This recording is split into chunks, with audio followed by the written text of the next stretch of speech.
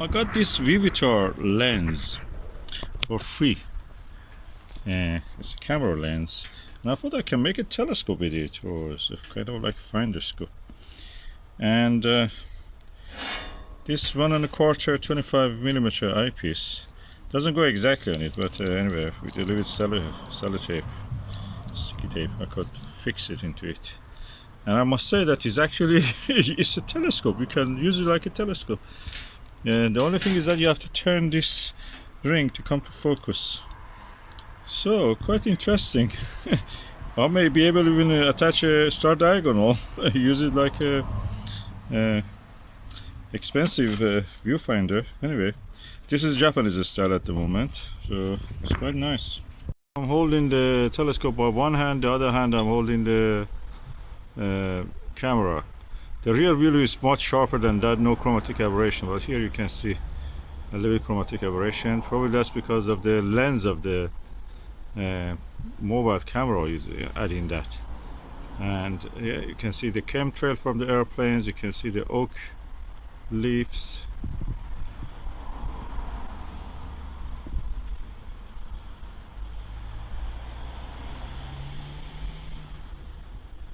So I have to focus it. I cannot focus because I don't have a third hand.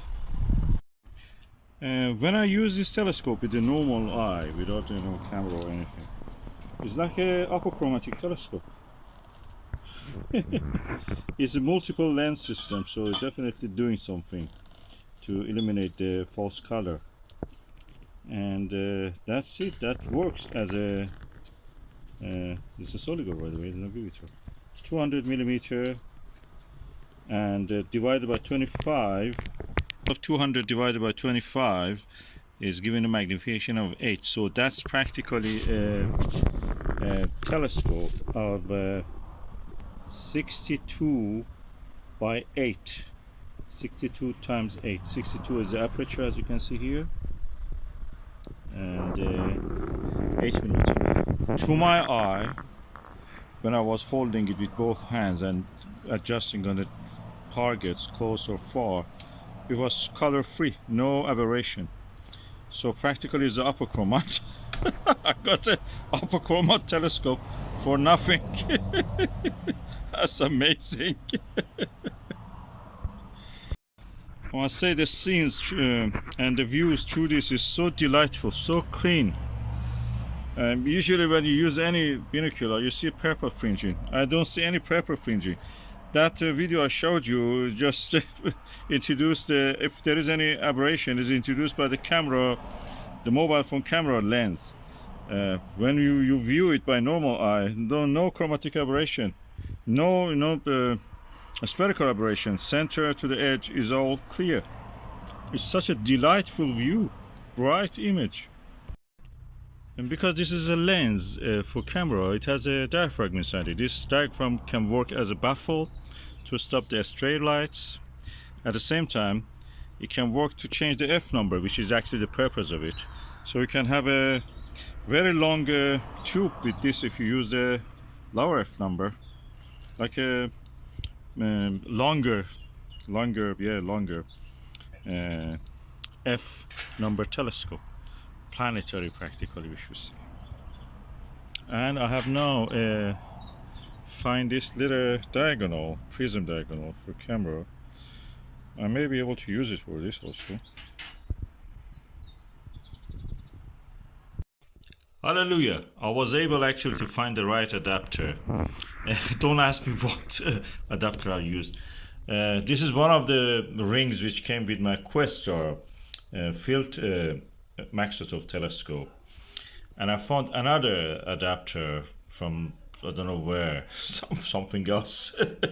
I don't know what was it used for. It came with another telescope, and so I'm able actually now to attach with a compression ring with one of this, or just a screw, another eyepiece, an eyepiece to that. So all the sellotapes, everything is gone. The only thing remaining is just to wait for the right moment to actually use it in the night sky to see what we can see. Jupiter probably, or the moon. I think the magnification may be a little bit increased now because the focal length is a little bit pushed back. So anyway, we will see. I don't expect it to be more than, just 10 times. And if I change the eyepiece, of course, I will have more higher magnification. For example, this is 200 millimeter. That makes it 20 centimeter. And if I use, for example, 10 millimeter eyepiece, that gives me 20 times. If I use 5 millimeter, that gives me, 40 times. So it depends on whatever I will be using the eyepiece. So at the moment, I'm just using the widest angle eyepiece. This is practically now a quite posh straight through and finder scope, or is a achromatic. Because it's achromatic, I can adjust the focus. You cannot do that with most of the finder scopes. I can focus with this. So what that means is that I can even attach here, instead of this eyepiece, I can attach a diagonal if I want. Of course, I may not do it because I like the straight through. The purity of the image is much better than using a diagonal, which is an optical element and reduces the light and the clarity of the image. Oh, hallelujah.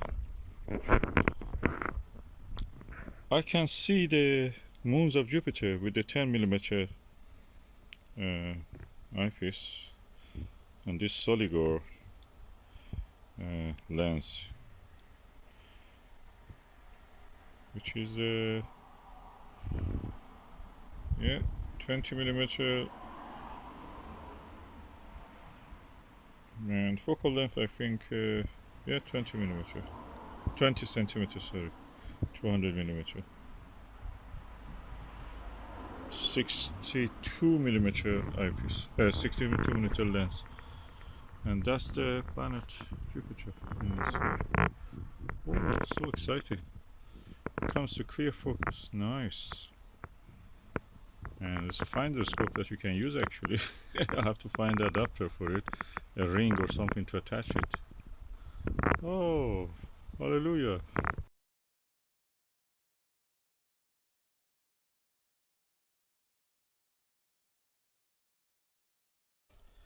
So I used this telescope last night on the planet Jupiter with a 10 millimeter eyepiece, which is here. This 10 millimeter one. I could see the moons of the Jupiter easy, and it was yet very wide angle. With the 25 millimeter one, you could barely see them, but yet anyway, I prefer the 10 millimeter for that. It's very wide angle when you use this one. Then I went earlier after the midnight. There was some gap in the clouds. I could see the Orion constellation. I could see the M42, beautiful, amazing. Belts of the Jupiter, beautiful. It's upside down the image. So for when you see, you want to go down from the belt of Orion, actually it goes up. So you have to remember the direction. It's a telescope. It's a real telescope. It's not a terrestrial one. It's a real telescope, astronomical telescope. And beside that, there was no color fringing. The stars were sharp, pinpoint. I looked at the Castor Pollux. I looked at the Sirius, the brightest star in outer sky. I looked at the Pleiades, the cluster, beautiful. With 10 millimeter, it was really lovely. 25 millimeter was very, wide angle. It's kind of a smallish, like as if you just with a normal camera you have photographed it. But with the 10 millimeter, I had a good magnification. I could see most of the stars in that, all those chains of stars, like a diamond in the velvety background of the sky. I could see that.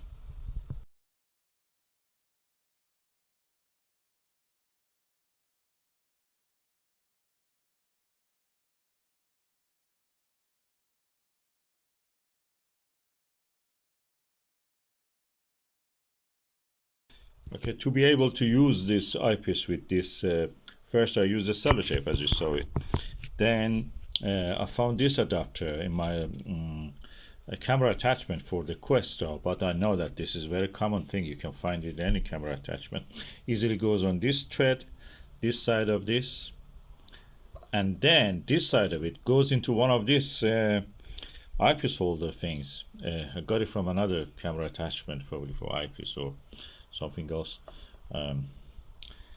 And I can now easily attach any eyepiece to this. I may go next time just try a teleview panoptic with this.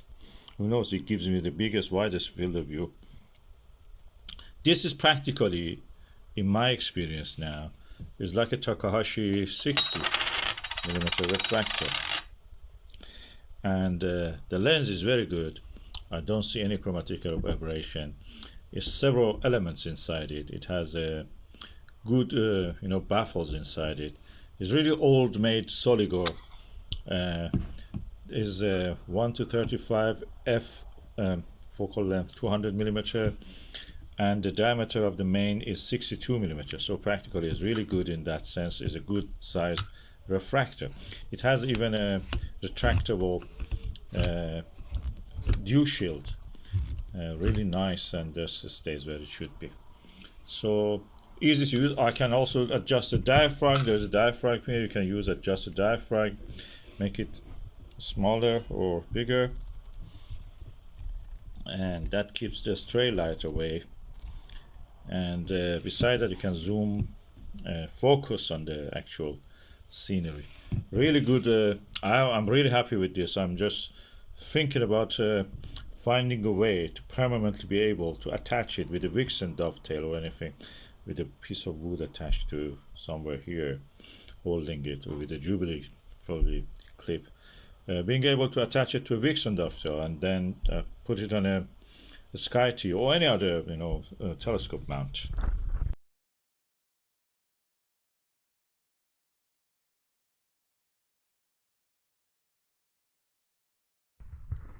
And this is the way it will look like if I attach a Teleview Panoptic 24mm, and it fits easily in hand. Let me hold it like this Takahashi one. And that's it. You have a refractor, powerful refractor, cheap. The eyepiece cost you probably anything between 200 to 350, yeah, and the lens probably nothing, or at the most £5 or something like that. So quite a competition for Takahashi. Takahashi, if you get one of those 60mm ones, which is 2mm smaller than this, beginning you will have to pay probably around £800 just for that, just for the tube. Then all the attachments, everything adds to that. As we say in astronomy, the best telescope is the one you can use. So the smaller, the better, if you can, comfortably use it. And this is a very wide angle, depending on the telescope eyepiece you use. This is can be really wide angle, or a planetary if you use a smaller eyepieces. So probably I can easily use a 2.5mm TMB planetary on this. And I will try that, why not? A Vixen HR and a 2.4mm also is another option. I will try all of that when I have mounted something here. And when everything is assembled, this is how it looks.